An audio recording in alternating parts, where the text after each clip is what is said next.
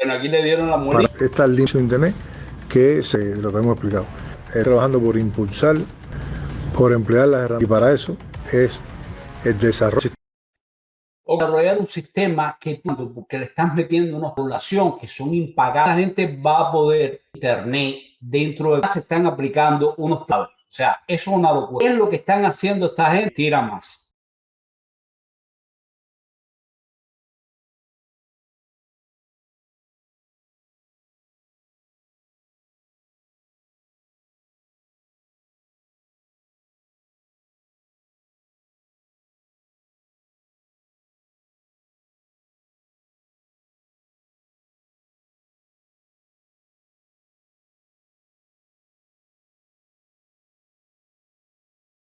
Hoy estamos en un conteo final, de hecho, pero muy especial, que continúan las protestas en Cuba y de hecho, algo que no es para nada común, es la primera vez que ocurren protestas masivas precisamente desde organismos creados y hasta a este momento dirigidos por el mismo régimen castrista, señores. Se trata de la UJC, la Unión de Jóvenes Cubanos y la FEO, que por primera vez desde diferentes universidades no están de acuerdo con algo que se plantea de ver. Y en ese sentido se están creando muy buenas broncas. Yo creo que sin duda esto va a terminar muy bien. Y como les digo, esto es lo malo que se está poniendo, como dice el muy común, señores, entre todos los cubanos. Ahora, pero señores, no podemos dejar de conmemorar o de mencionar que ayer fue el cumpleaños de una de las desgracias más grandes que ha vivido la Cuba castrista y es precisamente un día como ayer cumplió 94 años Castro. O sea, nada más y nada menos que el hermanísimo en jefe, el general envainada, el hombre que nunca tuvo ninguna acción, nunca se arriesgó, nunca hizo nada de nacer como hermano de Fidel. E incluso eso se pone bastante en duda de que sea un hermano carnal. De hecho, si vemos aquí esta foto, señores, aquí podemos ver a Ramón Castro a la izquierda, el desgraciado de Fidel acá, y en el centro, señores, chiquitico aquí, tenemos a Raúl Castro Ruz. Se supone, cuando ustedes miran, de hecho, el muchacho del centro, un estudiante que era de ambos Castros mayores, ¿no? Cuando ustedes ven a estas personas, te dicen, coño, pero el chiquitico este no se parece en nada a los otros dos. Para nada. Pero bueno, eso no se queda ahí, señores. Un abrazo para que nos dice que nos está viendo desde Holanda, señores. Muchísimas gracias por conectarte. Liz también. Bueno, ¿qué pasa? Mientras los hermanos mayores, como le son altos, fuertes y robustos, Raúl Castro es todo lo contrario. Es mirriado,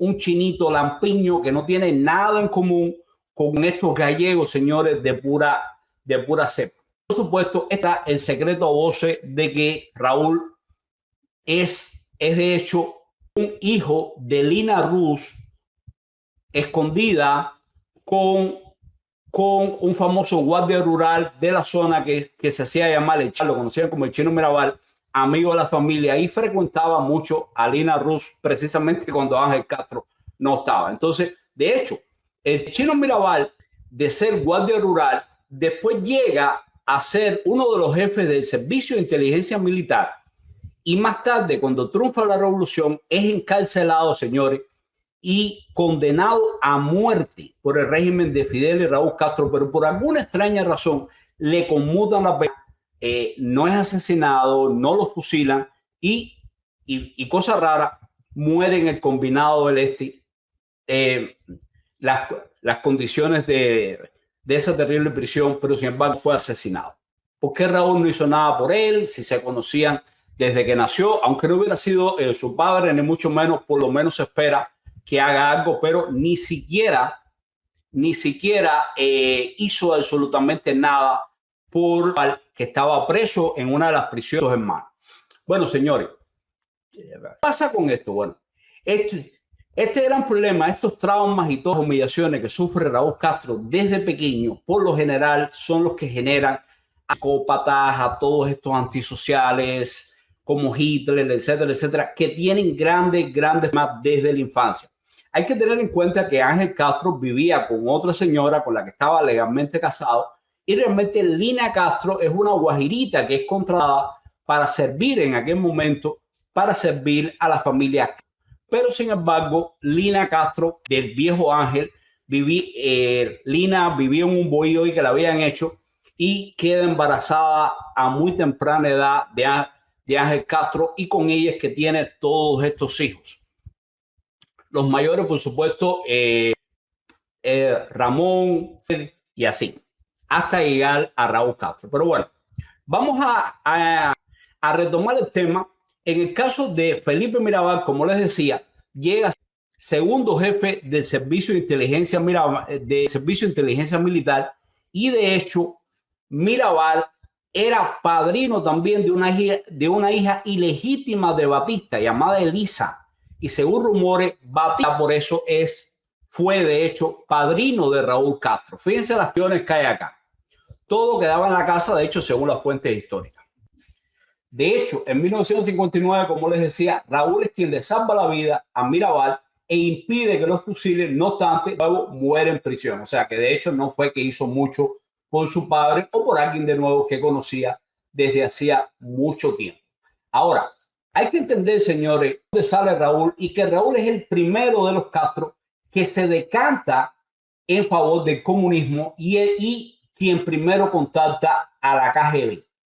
Tan temprano como en 1953, ya Raúl viaja a Europa, en su primer contacto demostrado por fuentes históricas con la KGB. De hecho, con 22 años, Raúl participa en la Conferencia Internacional de Defensa de los Derechos de la Juventud en Viena, y luego en durante su regreso en el barco Andrea, conoce a la gente de Nikolai Leonov, y este hombre va a tener especial importancia mucho después en Cuba. Por supuesto, este encuentro entre ellos dos va a forjar una tremenda amistad que va a ser fundamental en las relaciones entre la Unión Soviética y Cuba, liderada por Fidel Castro. Recuerden que este hombre siempre, pero siempre vivió a la obra de su hermanito. Realmente nunca hizo nada por mérito propio, y por eso se da esta gran contradicción, que este hombre que realmente no aporta nada a la llamada revolución cubana, más allá de ser el hermano y su chivato y su testaferro y el tipo que hace todas las cosas sucias que Fidel Castro no quería hacer. Precisamente lo único que le ofrece a Fidel Castro, por supuesto, es algo que él valora profundamente, una lealtad absoluta a prueba de que Fidel lo defendía en la escuela donde ambos estudiaron de niño, de los golpes, de que le quitaban la merienda y que todo esto. Bueno, Raúl ve a Fidel prácticamente como un segundo padre y va a hacer todo lo que pide en el futuro. Como les decía, tanto es así que Raúl realmente no hace nada, que según fuentes históricas a Raúl Castro le hacen la prueba de la parafina a ver si había disparado o hecho algo, y señores, no, incólume. El hombre jamás hizo nada, ni siquiera se acercó al cuartel Moncada. De hecho, lo capturan 72 horas después, lo condenan a 13 años de prisión. Por supuesto, se convierte en movimiento, pero todo el mundo seguía sabiendo que era tremendo cobarde. Ahora, en la Sierra Maestra, Raúl, después de que lo hicieron con Camilo, con Che Guevara y todo esto, lo nombran comandante en abrir el famoso segundo frente Franc País hacia el noroeste. Fíjense la contradicción en este caso. Durante su estancia en la Sierra de Cristal, nadie lo conoce ni reconoce sus hazañas guerreras, ni mucho menos. Hay una cosa, Raúl compensa su falta de carisma militar con crueldad y una organización de estructura represiva, que son las primeras intenciones de inteligencia de estos revolucionarios que cesaron el poder, que terminaron por quedarse en el poder. Fíjense cómo él espera pacientemente a que Fidel se incapacita en el 2006 por aquel tratazo famoso, la cirugía que Fidel Castro estuvo empeñado en supervisar hasta el minuto, etcétera. Y toda esa locura de querer controlar hasta su propia cirugía, o sea, de ser el Napoleón incluso de su salud, hace que Castro se complique tremendamente y delega en Raúl Castro y sale el famoso consejo provisional, donde Carlos Balenciaga es quien da la noticia de que a partir de ese momento, en el 2006, Raúl Castro se convierte en el nuevo dictador de la República. Bueno, ahí viene la decisión real del poder de la dictadura cubana de un hermano al otro. Y fíjense que cuando sale Balenciaga, todo lo moral, y ahora vamos a ver esto de temporal, a dónde ir, pero precisamente Fidel nunca regresa al poder oficialmente, se va debilitando un poco y Raúl va a ir sustituyendo poco a poco a todos los testaferros cercanos a Fidel Castro, a toda la gente mixta, como de pronto empieza poco a poco por el Cabezón de Alarcón, por Carlos Laje, por Felipe Pérez Roque, Balenciaga, tiki, y empieza a eliminar a cada uno. De hecho, ahí es elegido, por supuesto, a dedo, todo el mundo vota, como presidente del Consejo de Estado y sucede a Fidel Castro. Por supuesto, esto es una sucesión monárquica a la que nos tiene acostumbrado la dictadura. Bueno, durante su mandato en el poder, su mandato donde se convierte, imagínense, en un presidente, de pronto, aquí nos dice Omar César, miren esto, se van a morir con el deseo, llevan más de 60 años diciendo lo mismo, nazifascista. Bueno, pero te lo voy a decir de todo que lo escuche. El caso es que en su mandato de cerca de 10 años hace algunas reformas menores, el acceso a hoteles, la venta de celulares, la llegada del internet a Cuba, que precisamente es la que nos tiene en este punto. Bien, hay un acercamiento y la liberación de 152 presos políticos. Por supuesto, está la renovación de relaciones con los Estados Unidos, la visita a Obama y todo esto. En el 19 de abril del 18, Raúl le cede el poder a su títere Díaz-Canel. O sea, Díaz-Canel está desde el 18. Bueno, sale Díaz-Canel, etcétera, etcétera. Y precisamente lo nombra. Vamos a ser muy explícitos en esto. Fíjense cómo en junio de este 2025, Raúl Castro sigue manteniendo el control real y aquí es cuando ETEXA implementa restricciones draconianas y una dolarización precisamente para que ellos, que ya se han dividido el sistema de telefonía entre las grandes familias, sigan ordeñando a los cubanos y cada vez puedan robar más dinero. Aparentemente Raúl está enfermo.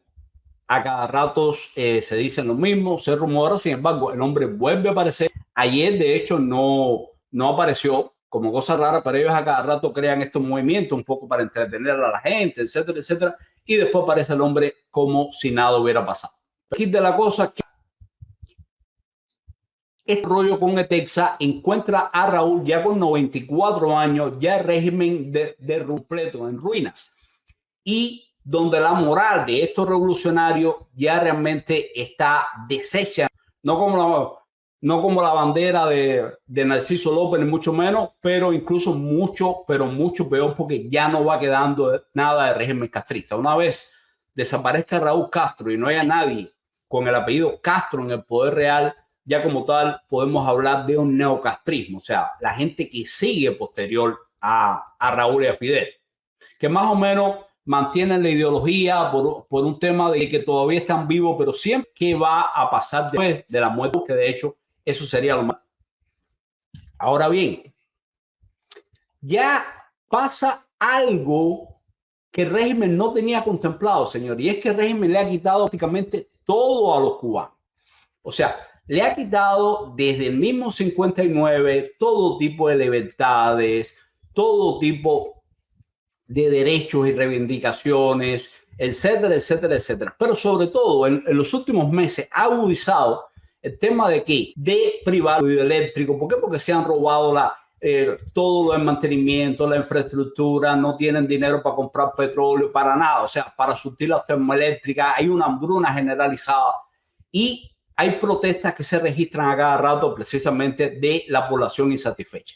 Pero lo que ellos no piensan o nunca pensaron es que privar a la gente del pan iba a ser soportable. Ahora, cuando le quitas el entretenimiento, la comunicación, la información, iba a golpear principalmente en un sector que ellos creían que estaba acabado, que lo que hacía era irse del país, no protestar y que estaba bien penetrado por su propia gente, por el Partido Comunista, la Juventud Comunista, etcétera, etcétera. Pero a partir del tarifazo de Texas, que tiran los precios por las nubes, son los estudiantes quienes primero oficialmente dentro del régimen empiezan a pedir reformas y a pedir un parón y a reiterar que no están de acuerdo y que van a seguir manifestándose hasta tanto todo esto sea revertido. Precisamente ahí es donde viene el gran encontronazo y es el origen de todo lo que está pasando. Ahora, ¿qué hace el régimen? Como estuvimos hablando recientemente, bueno, tratan de calmar a estos estudiantes, convocan una nueva mesa redonda, viene la presidenta de Texas y entonces dicen, bueno, espérate, vamos a darle 6 gigas más a los estudiantes que estén debidamente registrados, vamos a darle acceso a las fuentes científicas de nosotros para que no gaste datos en eso. De hecho, yo siempre creí que todo el mundo tenía acceso a las fuentes científicas dentro de Cuba, el pueblo dentro de Cuba, porque se supone que todo esto es propiedad social y que no hay una propiedad privada que realmente cobre por los datos por entrar en estos sitios. Bueno, pues ahora es que las universidades, los centros de estudio, las pocas cosas que van quedando en Cuba, algún rigor científico o metodológico, ahora es que por primera vez no le cuesta datos a los estudiantes para entrar. Y por supuesto que los castristas lo anuncian como el gran non plus ultra, como una gran concesión, y los estudiantes vienen y simplemente dicen, espérate, esto no es lo que queremos. Y lo podemos ver, de hecho, videos que se está partiendo entre los cubanos y que creo que tiene un peso fundamental. Vamos a escucharlo. Lo que hemos estado viendo. Entonces, yo voy a tratar lo que piensa el Consejo de mi facultad. Fíjense, señores, vamos a seguir, pero fíjense que esto es en la Universidad de La Habana, todo el mundo con abanico, en un apagón, en una oscuridad así grotesca como una cueva, pero vamos a escuchar lo que dice esta muchacha en representación de una facultad de La Habana. Y lo que hemos hablado con distintas facultades, que es que vamos a seguir convocando a la no asistencia de clases hasta que se encuentre un nuevo espacio para arreglar la solución. O sea, dice, vamos a seguir convocando a la no asistencia de clase. No asistencia a clase. Eso es un parón estudiantil, señor. O sea, el parón que se ha lanzado infinidad de convocatorias desde el exilio, algunos influencers, etcétera, etcétera, está teniendo lugar primera vez dentro de Cuba, precisamente dirigido por estudiantes universitarios y por la Federación de Estudiantes Universitarios oficialistas. Estos no son grupos independientes, no son disidentes, no son opositores. No. Aquí estamos hablando de miembros de las directivas, misma FEU y de jóvenes comunistas. Por eso es que ahora el régimen realmente se encuentra en graves problemas, lo están reconociendo y vamos a ver la tremenda bronca que se está formando al respecto. Vamos a escuchar un momentico de nuevo la muchacha cómo lo dice claramente, pero todo este con el que se ha aprendido a hablar dentro de Cuba. O sea, es claro, pero más o menos difuso. Vamos a ver. Queremos dar el voto de fe, pero es demasiado lo que hemos estado. Yo voy a ratificar lo que piensa el Consejo de mi facultad y lo que hemos hablado con distintas facultades, que es que vamos a seguir convocando a la no asistencia de clases hasta que se encuentre un nuevo espacio para arreglar la solución. O sea, 0 asistencia a clases. ¿Quiénes están involucrados en esto? Bueno, esta convocatoria, señores, parte desde la FEU de la Facultad de Matemáticas de la Universidad de La Habana. Y se van sumando nuevas facultades que ahora vamos mencionando con todo el señor. Vamos a ir explicando cómo este globo, cómo esto va creciendo y realmente no tiene control alguno. De hecho, tenemos un artículo donde la FEU de diferentes facultades, algo muy clave, de nuevo, algo que no había sucedido en toda la historia del sistema comunista castrista, y por tanto es un precedente tremendo en la lucha por la liberación contra esa tiranía. Fíjate cómo dice, hemos callado. La FEU reitera su inconformidad con las medidas de Tensa y sufre censura. ¿Qué viene después? Que el régimen ya salen los voceros de ellos y decir, espérate, estas medidas son temporales, no se preocupen, esto es ahora que tenemos problemas, después vamos a ver. Bueno, pero recuerdan cuántas veces nos han quitado libreta de abastecimiento, libreta de racionamiento, abastecimiento del eufemismo con el que ellos lo llaman, racionamiento de lo que sienten los cubanos, que dan productos, o sea, venden productos subsidiados. Y cómo fueron quitando que si una libra de arroz temporalmente, que si un poquito de esto, un poquito de aquello, papá, y ya prácticamente la libreta de racionamiento no sirve absolutamente para nada porque la han despojado de lo que ofrecían con estos precios subsidiados. De hecho, fíjense, en el programa televisivo de propaganda Mesa Redonda el 2 de junio, o sea, hace un día, para aplacar el descontento de las estudiantes universitarios con las altísimas nuevas tarifas para la navegación por Internet implementadas por el monopolio estatal de comunicaciones, no cumplieron objetivo. Y es que de nuevo vienen con esto de no, espérate, yo le voy a regalar un poquito más de mega, etcétera, etcétera. Vamos a darle 6 meguitas más. Muchachos, no se duerman. Los estudiantes no están dispuestos a aguantar más mentiras. Simplemente se cansaron de que les den palo sin que ellos hagan nada. De hecho, voy a poner cómo se siguen sumando, señor. Las protestas contra la empresa de teleuniversidades. Este martes, la Facultad de Filosofía, Historia, Sociología y Social de la Universidad de La Habana se unió a la protesta.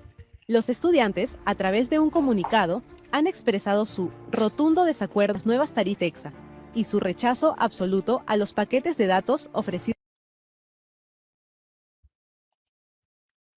Aquí viene un poquito de publicidad. No se movilizan por privilegios sectoriales. Sostienen que buscan justicia social. Bueno, pero era algo que quería compartir con ustedes. Ahora, fíjense, cómo esta gente ya empiezan con el tema de que espérate, no se preocupen, que esto simplemente es algo temporal. No se preocupen. Vamos para allá, señor. ¿Cómo tratan de vender una mentira con la cual han engañado al país infinidad de veces, al pueblo cubano?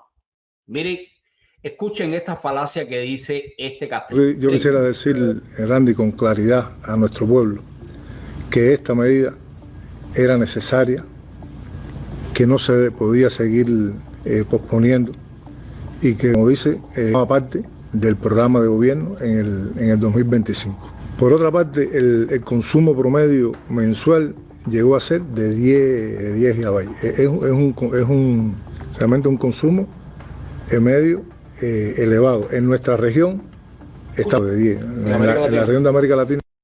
Escuchen ahora la guayaba que viene a parte de este castrista, señor. Fíjense hasta dónde es impunidad de meter mentiras con nada. No, miren esto, escuchen esto. El medio elevado. En nuestra región está por debajo de 10. En la región de América Latina y el Caribe es de alrededor. Solo en América, solo Estados Unidos y Chile tienen un consumo mayor que nosotros. En Cuba se consume más internet a 3 megas, 2 megas de velocidad. Según este tipo, se consume más internet que en Brasil, que en Argentina, que en Colombia, que en Panamá, que en Costa Rica, incluso de países enormes como Brasil. O sea, solamente, señores, Chile y los Estados Unidos consumen un poco más que Cuba. O sea, en Cuba hoy se consumen más de 10 gigas por persona, más que, señores, más que en todo. O sea, los únicos países por encima del consumo de Cuba, ¿quiénes son? Chile y los Estados Unidos. O sea, que en Cuba se está consumiendo ahora mismo más internet que en Canadá. Compadre, afloja, deja las mentiras. O sea, eso es un cuento, pero que claro que no te cree absolutamente nadie. Pero vamos a seguir escuchando esta guayaba. Para mantener toda esa inversión que se hizo, o sea, mantener la infraestructura que se ha creado y mantener los servicios, también requiere de cientos de millones de dólares anualmente. Pregunta, ¿y cuánto ustedes recogen todos? Miles de millones de dólares. Porque ustedes cobran por todo, por la recarga, por Nautogás, por esto, por lo otro. Y ahora viene para Nautogás también. Que señores, el Wi-Fi que tiene la gente en la casa, ya están anunciando las medidas que van a aparecer para una línea de teléfono y que por lo tanto puede conexión de Wi-Fi muy limitada.